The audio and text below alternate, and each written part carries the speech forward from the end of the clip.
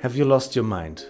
That's probably what you'd ask if I told you that Velkyn is no longer a Zelda-like action-adventure game, but a simple mini-golf game. Well, I've got some news for you. Lately I've actually been working exclusively on golf courses and golf logic, and yes, I'm still talking about Velkyn. Because just like in Zelda games, Velkyn will also feature minigames, one of them Dungeon Golf. But before we get into the actual devlog, I want to address the big question that's probably hanging in the air right now. Why the heck are you working on some dumb golf minigame instead of finally working on the open world and dungeons? Well, the short answer is, because I just feel like it. Now for the slightly longer answer. Many, if not most, solo indie developers struggle to stay focused on one project for a long period of time. I'm no exception, but I'd argue that I've learned how to trick that inner urge. Luckily, I'm not tied to any deadlines, publishers, or a rushed release to pay my bills. I'm a solo developer and I handle pretty much every aspect of my game myself. This project is big. I've been working on it for a long time and I'll be working on it even longer until it's finally done. I don't care if it's not the most efficient way to do things, because I'm having a damn good time. Spending months working on the character really paid off, and I'm super proud of the result, but over time burnout creeps in and the joy of working on it starts to fade.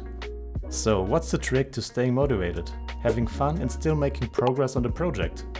Exactly, you pick one of the many areas of the game you do feel excited about and just get started.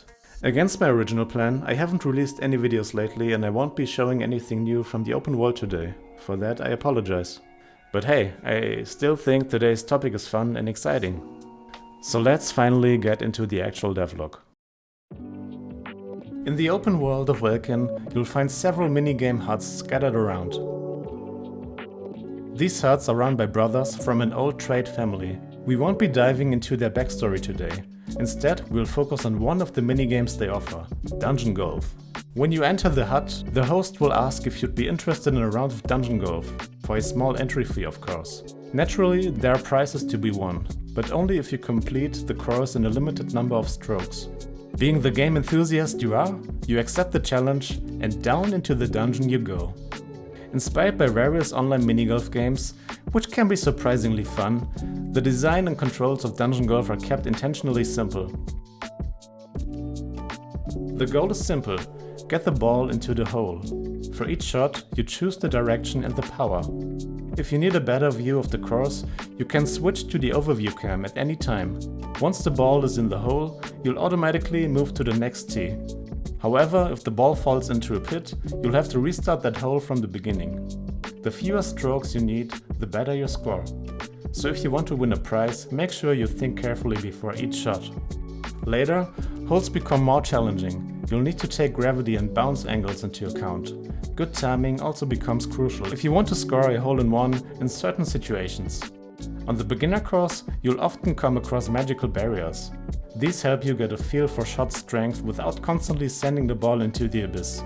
The beginner course consists of 8 holes. Once you've mastered it, 2 more courses await you. There are currently 3 courses planned in total, but that might still change. Now it's time for a technical Dungeon Golf development deep dive. Because even though the gameplay might seem simple, there were quite a few things I had to consider here. Each golf course is lit using light maps. Light maps are the opposite of real-time lighting. In scenes where light sources don't move much, I love using light maps, because the results look stunning. Baking a light map takes a moment, but in return you get multiple light bounces, and even static objects with emissive materials contribute to the lighting. Thanks to the so-called mixed shadow mode, dynamic objects can still be lit, cast dynamic shadows, and those shadows blend with the baked shadow mask. For the volumetric light beams coming down in the cave, I use analytical volumetric lights. Unlike traditional volumetric lighting, they don't rely on ray marching, making them extremely performant. The downside? They can't cast shadows. But for creating atmospheric light shafts, they are a great choice, and I'll likely be using them more often throughout Velkyn. The torches primarily use real lights that cast actual dynamic shadows, but if you look closely, you'll notice a stylized light cone with sharp edges added on top. For that, I'm using an asset called fake point lights, which I really like. and which reminded me a lot of the lighting techniques used in Wind Waker. For the checkerboard pattern on the grass, I'm using a simple trick. The entire grass surface uses a single material. The base texture is a seamless grass texture. For the shader, I'm using Better Lit by Jason Booth, which includes features like texture layering. In a separate texture layer, I've defined a simple black and white checker pattern as the albedo texture and just multiplied with the main layer.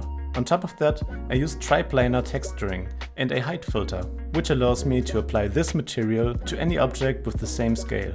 And the checker pattern is automatically restricted to the top-facing surfaces. That's pretty neat, yeah?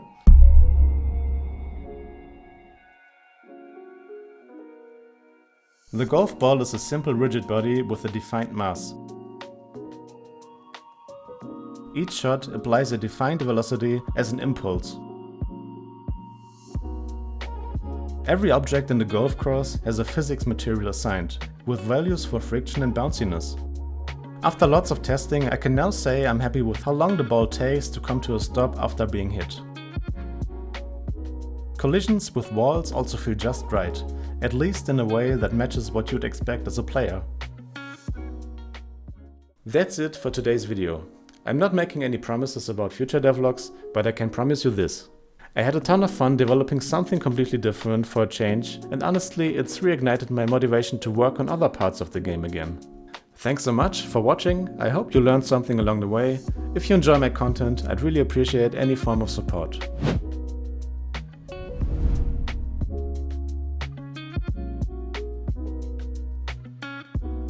Alright, take care and see you soon. Bye bye.